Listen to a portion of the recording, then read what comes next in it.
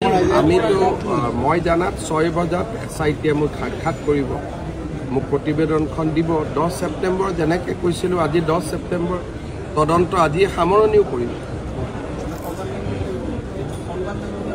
মই সিনেমা কৰিবৰ কাৰণেতো খোজা নাই গতিকে ৰিপৰ্টটো পঢ়িব লাগিব আপোনালোকে সিনেমা এখনৰ অপেক্ষা কৰি আছে মই তেনেকুৱা সিনেমা কৰিব খোজা নাই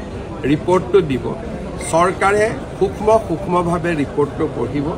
আৰু চৰকাৰে ৰিপৰ্টটো পঢ়ি যি ব্যৱস্থা ল'ব লাগে তাকে ল'ব যদি আপোনালোকে ভাবিছে যে প্ৰতিবেদন দিব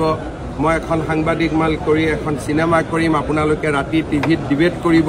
টক শ্ব' পাতিব চৰকাৰ তেনেকৈ নচলে চৰকাৰ গাম্ভীৰ্যতাৰে চলে চৰকাৰ এটা প্ৰক্ৰিয়াৰ মাজেৰে চলে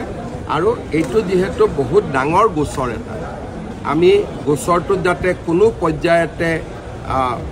তাক আমি এটা আকাংক্ষিত লক্ষ্যলৈ লৈ যাব পাৰোঁ সেইকাৰণে আমি তাক প্ৰক্ৰিয়াৰ মাজেৰে আমি আগবাঢ়ি যাম ইয়াতে আমি